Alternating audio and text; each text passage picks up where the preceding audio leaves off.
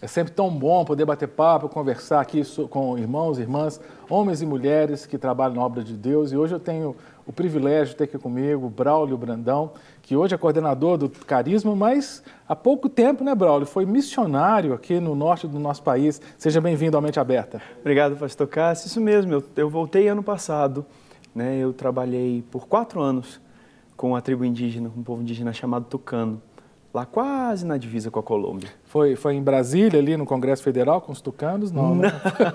Não. Eles também precisam ser evangelizados, mas não foram eles, não. Foi o PSDB que fosse os tucanos, não? Não. Eu oro para que alguém seja enviado para esse povo também, mas não. É um povo indígena mesmo, que mora na divisa do Brasil com a Colômbia, perto do município de São Gabriel da Cachoeira. São vários os grupos indígenas que têm nomes de aves, né? Tem araras, não é isso? Tem os arara, que são lá do Pará. Você tem também outros animais, tem os pacas novos, né? Que lá em Rondônia tem os pacas novos. Tem, né? Tem sim. Curiosamente, o do tucano, para eles mesmo, não tinha nada a ver com a ave, não. Ah, é? Não, rapaz, é pejorativo o nome. É mesmo? Foi, não é o etnônimo deles, não. O etnônimo deles é o nome ao qual eles se referem, isso que é etnônimo, né? Como eles se chamam. Antigamente era Iepamarçã, que é gente da terra. Tucano é quando algumas pessoas de fora começaram a vir e aí viam na aldeia, eles estavam sempre conversando e tal, e na hora de comer, como todo mundo, ficava todo mundo quietinho. Aí eles fizeram uma piada, alguém fez uma piada. Tem gente que traça para um antropólogo, tem gente que traça para um missionário, para um padre, mas a piada era assim, esse povo é igual tucano, só para de fazer barulho quando está comendo. Olha só. E virou o nome registrado do povo. E os tucanos? Eles foram, o primeiro contato deles com o cristianismo remonta a o quê? Década de 50, 60? Você tem essa informação? Século passado. Ah, tá. Século passado. Né? Assim, talvez houve um contato mais antigo, mas o contato mais constante começou com as missões salesianas. Sim. No início do século passado. E no caso de missões evangélicas, foram Novas Tribos, você sabe qual foi o primeiro grupo que trabalhou com eles? Olha, diretamente com os tucanos, que eu sei, teve na década de 90, eu tenho certeza que começou. Mas assim, na década de 60, mas foi na Colômbia. Eu sei de duas missionárias. O grupo pega Brasil e Colômbia. Porque essa divisão de fronteiras não faz muito sentido para eles, né? No meio da mata não tem uma linha divisória de Brasil e Colômbia. É, verdade. Agora ainda faz diferença. Por causa da presença das Farc do lado de lá. Quando você está falando, então, peraí, você era Colômbia, então você ficou ali no território que tem guerrilheiro das Farc, então. Onde a gente está, graças a Deus, nosso exército é bom no que faz. Então lá em São Gabriel da Cachoeira tem uma base forte do exército brasileiro e eles fazem segurança de fronteira. Então no lado brasileiro não entra nada ou entra muito pouco, assim, de guerrilheiro, esse tipo de coisa, nada aberto. Né? O tráfico deve passar por algum canto, mas assim, de guerrilheiro abertamente, gente invadindo, não tem não. O exército brasileiro faz a contenção de fronteira muito bem. Essa é uma razão pela qual muito dos tucanos têm vindo para o Brasil hoje em dia. Senta mais Porque seguros. Antigamente não tinha essa diferença, não fazia diferença. Você está na mata na Colômbia, você está na mata no Brasil, é tudo igual. Mas lá, por causa da presença das Farc, eu tenho um amigo indígena que ele fugiu literalmente por isso. As Farc entraram na aldeia deles, pegaram eles e levaram à força para eles trabalharem na produção de cocaína. Meu Deus. Aí botaram a família dele como refém. Aí no meio da noite, como ele conhecia a mata, fugiu ele mais um. Aí buscaram a família deles e pularam tudo para o Brasil. Que coisa. E os tucanos, né? Eles falam que idioma? Eles falam português também, não? Falam, a maioria fala como segunda língua, mas a língua deles nativa também é chamada de língua tucano. A língua tucano. Você foi trabalhar com eles fazendo o quê? Eu fui trabalhar junto com uma equipe que ia trabalhar na tradução. Na verdade, na continuação da tradução, né, da Bíblia para o idioma tucano. A gente já tem um Novo Testamento em tucano, a gente foi lá para ajudar a traduzir o Antigo. Mas por que você resolveu trabalhar com índio, Braulio? Sim. Na verdade, eu fui trabalhar com missões. O que me chamou a atenção foi a tradução da Bíblia. Sim. Na verdade, né?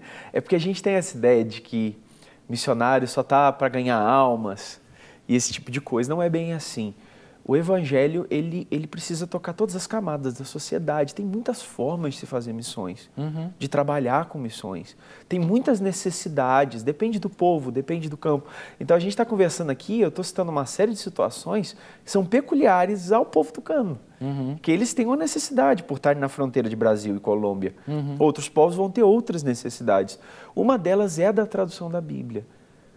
Mas por que não é mais fácil ensinar português para eles usar a Bíblia em português?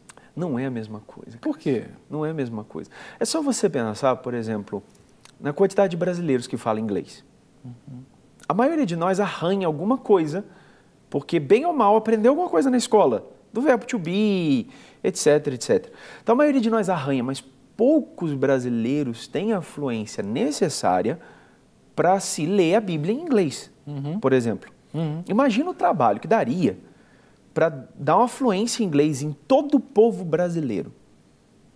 É mais ou menos a mesma coisa. Se você pega um povo indígena, por mais que eles falem português, eles falam, mas não é a mesma fluência de um nativo.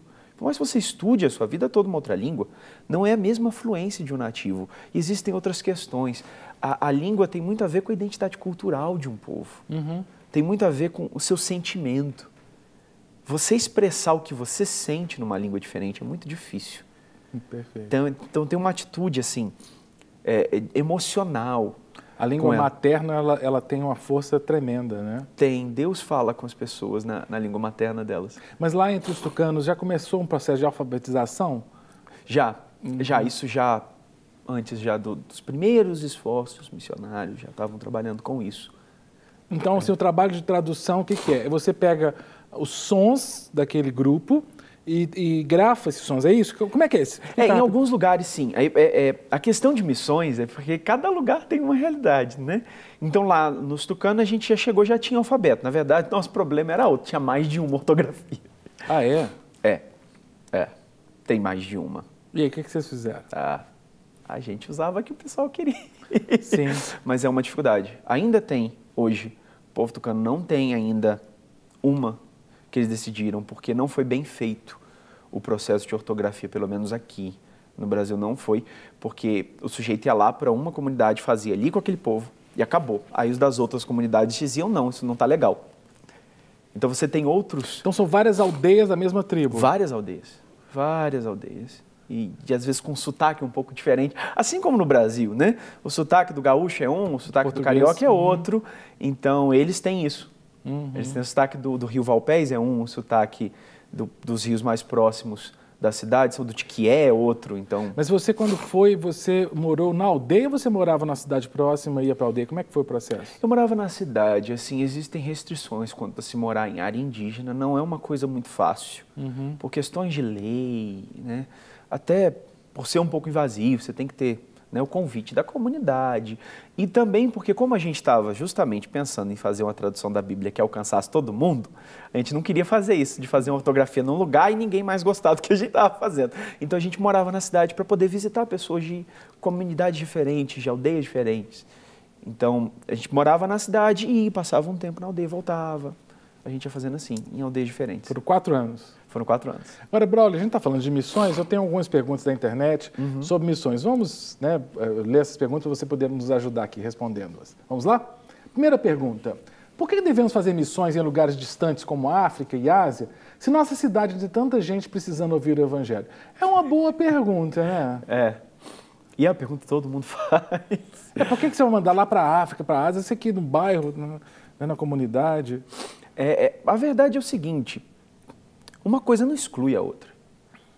Você, nosso querido telespectador, deixa eu te falar uma coisa. Se a sua igreja inteira foi embora do Brasil, foi embora de Belo Horizonte, ainda tem crente suficiente aqui para pregar o Evangelho. Então a verdade é, a gente insiste tanto de irmos para outras nações, é porque aqui já tem bastante crente. Então não é desmerecendo o trabalho que se faz aqui. Quem precisa ouvir do Evangelho aqui, precisa. Os trabalhos locais são muito importantes. Lá em Atos 1, quando Jesus disse, vocês receberão do Espírito e serão minhas testemunhas, tanto em Jerusalém, quanto na Judéia e Samaria e até os confins da terra. Ele não disse, tem gente que interpreta assim, primeiro em Jerusalém, depois na Judéia e Samaria. Como sequência. Não, tanto em um lugar quanto outro. Ou seja, quem estava em Jerusalém precisava ouvir o Evangelho, mas quem estava na Samaria também. Né? Não primeiro, segundo e terceiro lugar. Tanto quanto. E até os confins da terra. Vocês vão espalhando o evangelho até os confins da terra. Então a responsabilidade da igreja não é ganhar só o bairro onde ela está plantado.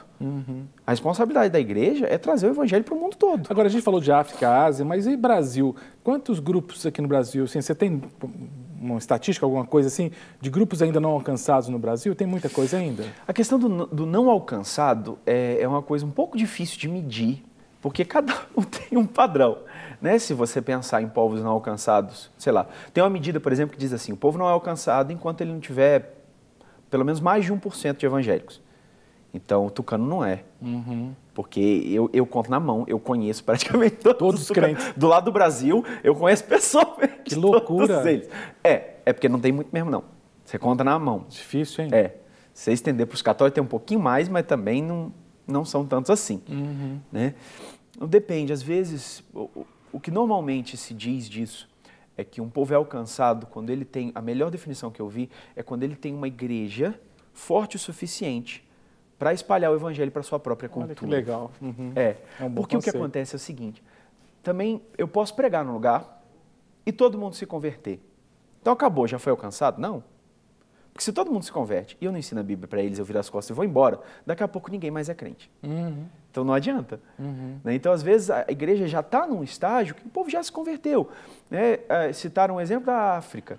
Né? O continente africano, se no Brasil tem realidades diferentes, imagina um continente inteiro. Né? O continente africano tem muitas realidades distintas. Mas o que eu já ouvi falar, por exemplo, da África subsaariana, de muitos colegas que trabalham lá abaixo do Saara, é de que em muitos lugares, em muitos dos países, já tem o evangelho, já tem crentes. Sim. Mas eles precisam de pessoas que ajudem a igreja a amadurecer, por exemplo. Essa questão da tradução da Bíblia é uma que muitas línguas não têm. Que loucura. Aí você tem, por exemplo, o que normalmente acontece é isso. Você tem o pastor da igreja, ele foi para a capital, ele aprendeu inglês ou português ou a língua qualquer que seja oficial do país, ele foi lá, ele estudou a Bíblia, ele volta para a sua igreja e ele prega, porque só ele lê a Bíblia. Aí você tem uma meia dúzia de irmãos, então você cria uma casta assim, de pessoas mais eruditas, que conhecem, eles são a nobreza espiritual e o resto se vira com o que o pastor fala. Então, é um processo até de democratização, de você passar a Bíblia para todo mundo. Então, tem muitos países africanos que têm essa necessidade. Então, lugares diferentes têm necessidades diferentes. Uma não é necessariamente maior do que a outra. Vamos a mais uma pergunta. Hoje em dia, com a televisão, o telefone, o celular, a internet, todos os outros meios de comunicação, existem lugares onde o evangelho ainda não chegou? E aí, Braulio, existe? Porque, pelo amor de Deus, a tecnologia está no mundo inteiro. Ou tem algum lugar que você acha assim que não? Aí ninguém nunca ouviu falar de Jesus. Olha, existe. Incrível. Existe no Brasil, existem povos indígenas isolados. A realidade do povo que eu trabalhei não é essa. Eles têm televisão em casa.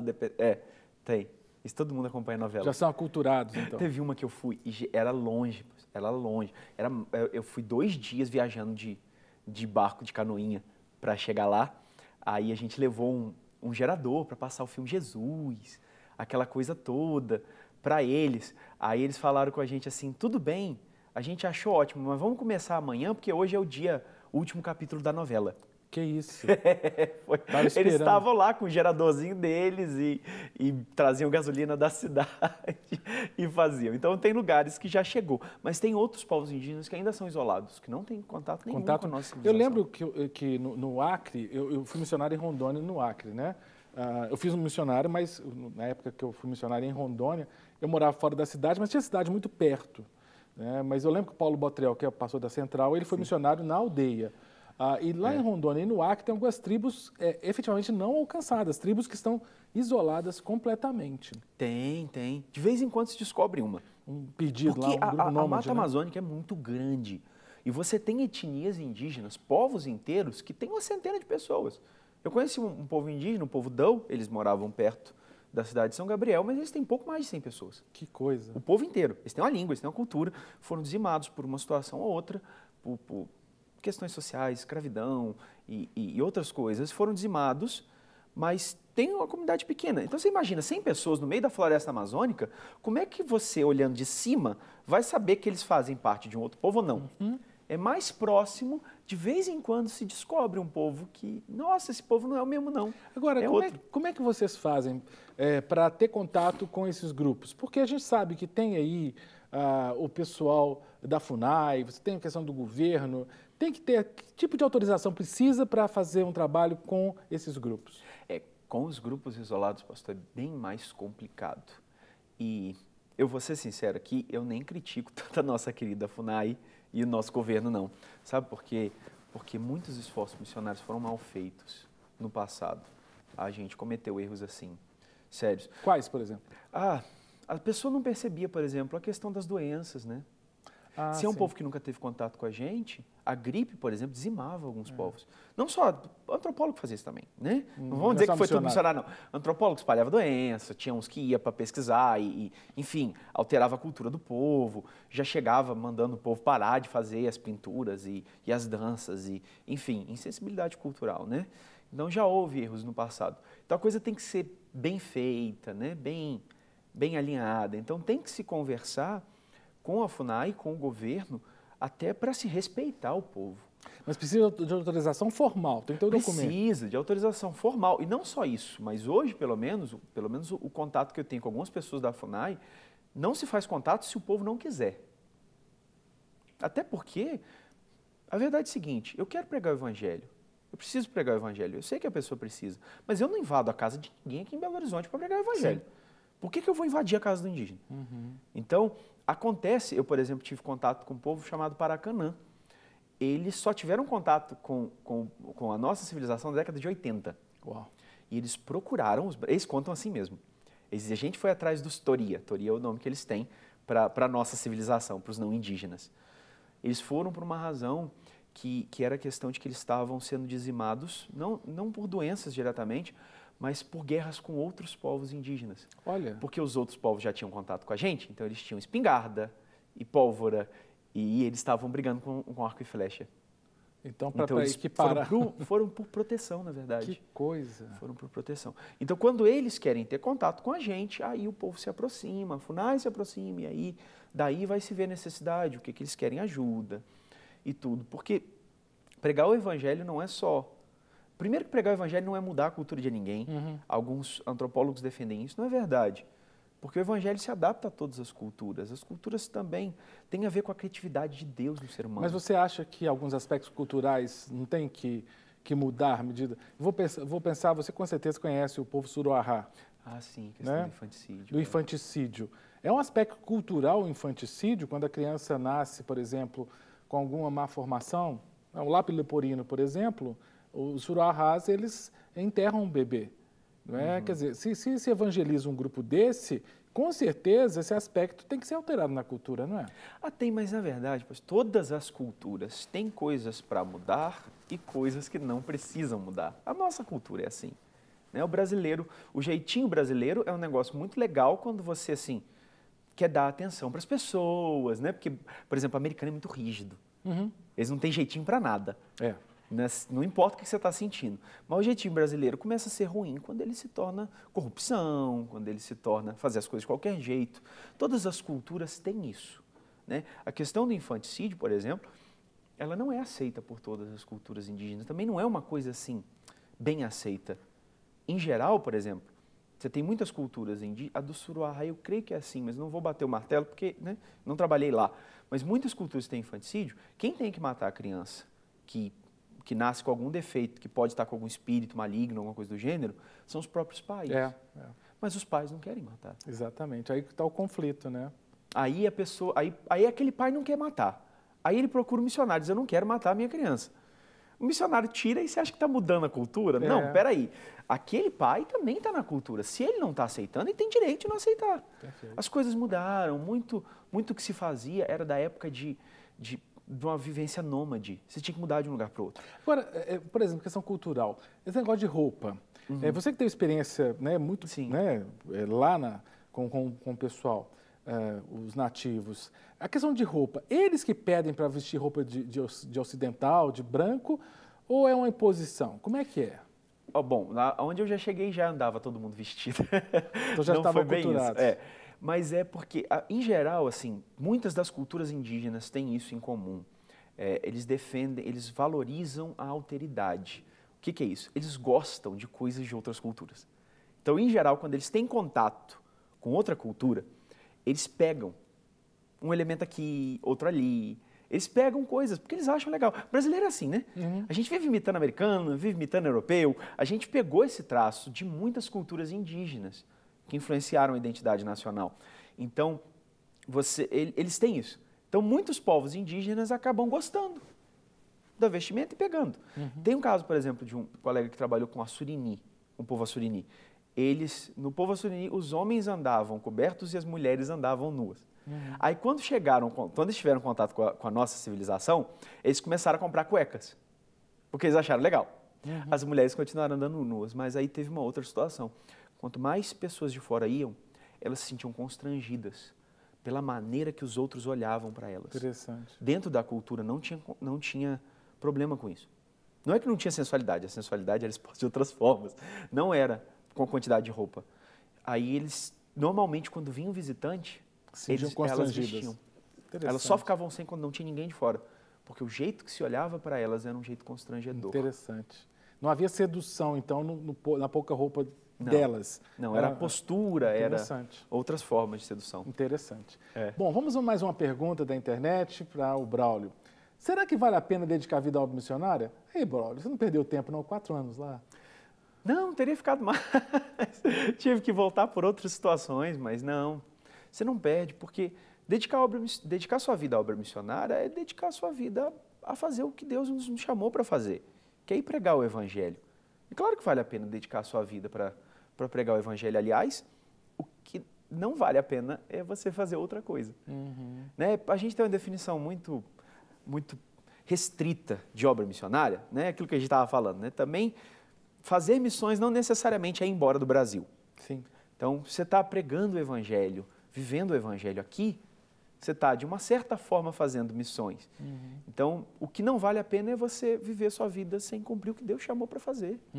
Se o que Deus chamou para fazer requer você sair daqui, saia. É a melhor coisa que você faz na vida. Perfeito. Vamos mais uma pergunta, Braulio? Vamos lá. Vamos. É preciso ter um chamado especial para pregar o Evangelho? Ou para tornar-se missionário? É o que você falou. Não, se Deus chamou, mas espera aí, como é que é isso? Tem que aparecer, como com Paulo, aparecer um varão macedônio e vem para nós. Como é que é isso? Tem que ter um anjo, tem que ter uma sensação ou não? Todo mundo tem que ser missionário. Como é que é isso? A verdade é a seguinte, essa coisa do chamado missionário é uma coisa que a gente inventou muito depois. Toda a igreja tem uma ordem dada por Cristo de ir por todo o mundo e pregar o Evangelho a toda criatura. Como nós vamos fazer isso é uma escolha nossa. Existe, na verdade, não existe chamado missionário.